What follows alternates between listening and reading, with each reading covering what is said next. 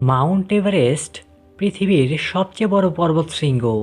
এই শৃঙ্গটি হিমালয় পর্বতমালার অংশ। সমুদ্রপৃষ্ঠ হতে এর উচ্চতা ৮,৮৪৮ মিটার বা ২৯,০২৯ ফুট, অর্থাৎ সমুদ্রপৃষ্ঠ থেকে প্রায় ৯ কিলোমিটার উপরে উঠলেও মাউন্ট এভারেস্ট পর্বতের চূড়া পাওয়া যাবে।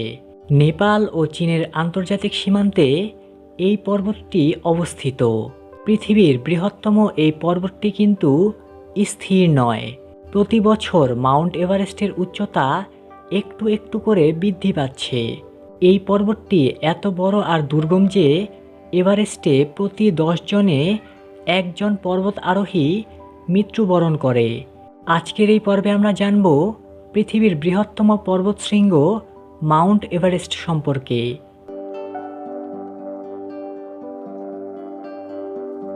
মাউন্ট এভারেস্ট সৃষ্টি হয় ভূতাত্ত্বিক এক বিশেষ ঘটনার মধ্য দিয়ে। আনুমানিক ১০ কোটি বছর আগে ভূপৃষ্ঠের ভারতীয় টেকটনিক প্লেট আফ্রিকা মহাদেশের সাথে সংযুক্ত ছিল।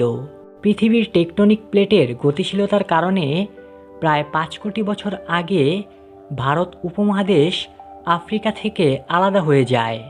এরপর ভারতীয় ভূখণ্ড ৩ কোটি বছর সমুদ্রে ভেসে ৪,০০০ মাইল অতিক্রম করে।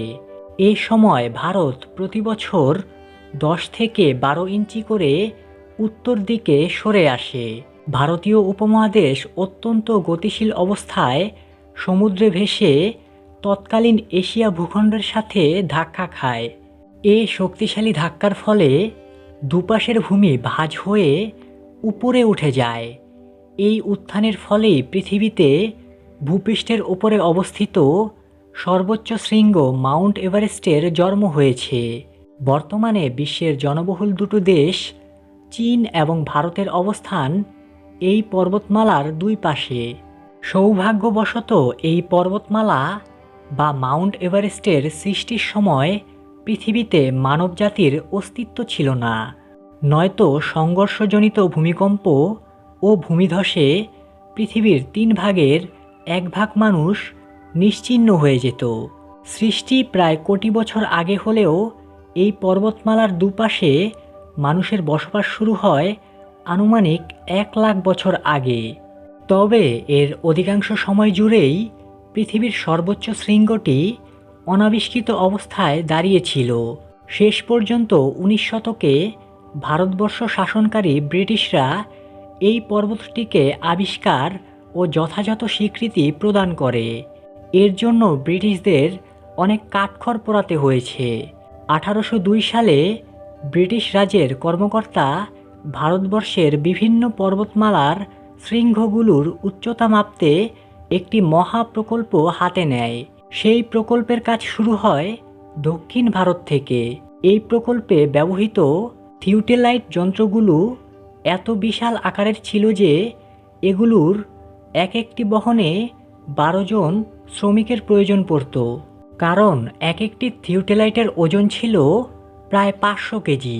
সেই প্রকল্পের জরিপকারীরা ১৮৩০ সাল নাগাদ হিমালয় পর্বতমালার গোড়ায় পৌঁছে যান, কিন্তু নেপাল সরকার তাদের সীমানায় ব্রিটিশ কোনো নাগরিককে প্রবেশের অনুমতি না দেয়ায় জরিপের কাজ ধীর হয়ে যায়। তবে জরিপকারীরা দমে না গিয়ে দূর থেকেই শৃঙ্গের উচ্চতা মাপার কাজ চালিয়ে যান।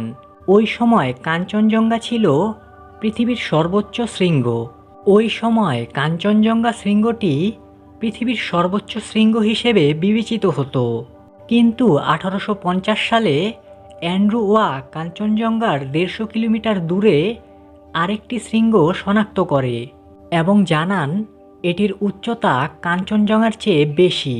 আরও কয়েক দফা মাপঝোপের পর পিক ১৫ হিসেবে পরিচিত এই শৃঙ্গটিকে পৃথিবীর সর্বোচ্চ শৃঙ্গের খেতাব দেয় ব্রিটিশ ভূতাত্ত্বিক জরিপ সংস্থা। এই পর্বতশৃঙ্গটি আবিষ্কার করেন ভারতে নিযুক্ত ব্রিটিশ সার্ভেয়ার জেনারেল অ্যান্ড্রু ওয়া। তিনি তার পূর্বসূরি স্যার জর্জ এভারেস্টের প্রতি শ্রদ্ধা জানাতে এই শৃঙ্গটির নাম প্রস্তাব করেন মাউন্ট এভারেস্ট। তার এই প্রস্তাবে তুমুল আপত্তি জানান স্যার এভারেস্ট। শৃঙ্গটির নাম স্থানীয় ভাষায় করা উচিত বলে জানান সাবেক এই ব্রিটিশ সার্ভেয়ার জেনারেল। তবে সুপরিচিত কোনো স্থানীয় নাম না থাকায় শেষ পর্যন্ত অ্যান্ড্রু ওয়ার প্রস্তাবটি সর্বসম্মতক্রমে কৃপ্ত হয়। সেই থেকে পর্বতশৃঙ্গটি মাউন্ট এভারেস্ট নামেই পরিচিতি পেয়েছে। তবে এ তো গেল আধুনিক যুগের কথা। প্রাচীনকালেও বিভিন্ন সময়ে এই শৃঙ্গটির বিভিন্ন নাম ছিল। রোমানরা এই শৃঙ্গটি সম্পর্কে জানতে পারে চীনাদের কাছ থেকে, যারা এই শৃঙ্গটির নাম দিয়েছিল চোমালম্বা। চৈনিক এই শব্দটির অর্থ পবিত্র মাতা। সেই আমলে পর্বতটির অপর প্রান্তে বসবাসকারীদের ভাষা সংস্কৃতিতে এই শৃঙ্গটির নাম স্বর্গমাতা বা আকাশদেবী।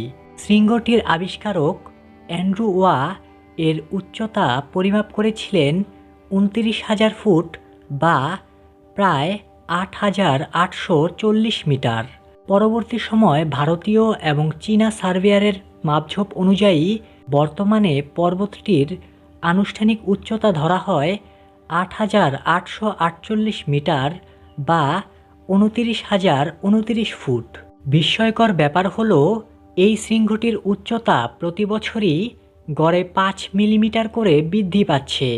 অর্থাৎ আনুমানিক 400 বছর পর এই শৃঙ্গটির উচ্চতা 8,850 মিটারে পৌঁছবে। তবে মাউন্ট এভারেস্ট কিন্তু পৃথিবীর সর্বোচ্চ শৃঙ্গ না। এই খেতাবটি রয়েছে হাওয়াইয়ে অবস্থিত মাউনা কিয়ার ঝুলিতে।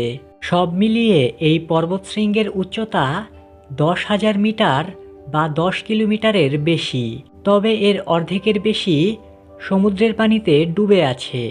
এই পর্বতের সমুদ্রের উপরের দৃশ্যমান অংশের উচ্চতা 4,200 মিটারের কিছু বেশি। আর আমাদের সৌরজগতের সর্বোচ্চ শৃঙ্গটি রয়েছে মঙ্গল গ্রহে। অলিম্পাস মন্স নামক সেই শৃঙ্গটির উচ্চতা প্রায় 22 কিলোমিটার। মাউন্ট এভারেস্ট আরোহণের দুটি পথ রয়েছে। নেপালের নিয়ন্ত্রণাধীন দক্ষিণ পশ্চিম পথটি 1947 সাল পর্যন্ত বিদেশিদের জন্য উন্মুক্ত ছিল না। তাই তার আগ পর্যন্ত এই শৃঙ্গটি আরোহণের সব চেষ্টাই করা হয়েছে পর্বতটির উত্তর পূর্বে অবস্থিত তিব্বত বা চীনের নিয়ন্ত্রণাধীন পথটি দিয়ে। অপেক্ষাকৃত বেশি দুর্গম এই পথে 1921 সালে প্রথম ব্রিটিশ অভিযাত্রী মাউন্ট এভারেস্ট আরোহণের চেষ্টা চালায়। তবে তাদের সেই চেষ্টা ব্যর্থ হয়। এরপর প্রায় 3 যুগ সর্বোচ্চ 8,500 মিটারের বেশি উচ্চতা অতিক্রমে সক্ষম হয়নি কোনো অভিযাত্রী। শৃঙ্গটির সর্বশেষ 300 মিটার উচ্চতা বিশাল চ্যালেঞ্জ হয়ে দাঁড়ায় তাদের জন্য। শেষ পর্যন্ত 1953 সালে নিউজিল্যান্ডের পর্বতারোহী স্যার এডমন্ড হিলারি এই শৃঙ্গটি বিজয়ে সক্ষম হয়। এরপর এখন পর্যন্ত মাউন্ট এভারেস্টের বেস ক্যাম্প অতিক্রম করেছেন সব মিলিয়ে 22,000-এরও বেশি মানুষ, যার অর্ধেকই অবশ্য স্থানীয় শেরপা, যারা বিদেশি আরোহীদের রসদ বহনে সহায়তা করে। তবে এদের মধ্যে শৃঙ্গ বিজয়ের সংখ্যা 5,000-এরও কম। আরোহণকারীদের সুবিধার্থে মাউন্ট এভারেস্টের প্রথম 8 কিলোমিটার উচ্চতায় মোট 5টি ক্যাম্প বা আশ্রয়কেন্দ্র রয়েছে। একাধিক তাঁবু দিয়ে নির্মিত এই আশ্রয়কেন্দ্রগুলো আরোহণকারীদের পার্বত্য পরিবেশের সাথে খাপ খাইয়ে নিতে সাহায্য করে। এই ক্যাম্পগুলোর মধ্যে প্রথমটি বেস ক্যাম্প নামে পরিচিত। সমুদ্রপৃষ্ঠ থেকে এর উচ্চতা 5,400 মিটার বা 17,700 ফুট। ক্যাম্প 1 নামক পরবর্তী আশ্রয়কেন্দ্রটি 6,400 মিটার বা 20,000 ফুট উচ্চতায় অবস্থিত। ক্যাম্প 2 এবং ক্যাম্প 3 যথাক্রমে 6,400 মিটার এবং 6,800 মিটার উচ্চতায় অবস্থিত।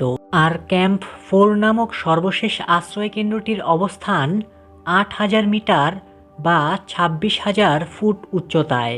মাউন্ট এভারেস্ট আরোহণে চেষ্টাকারীদের মধ্যে প্রতি 10 জনে 1 জনের এই কাজ করতে গিয়ে মৃত্যু হয়।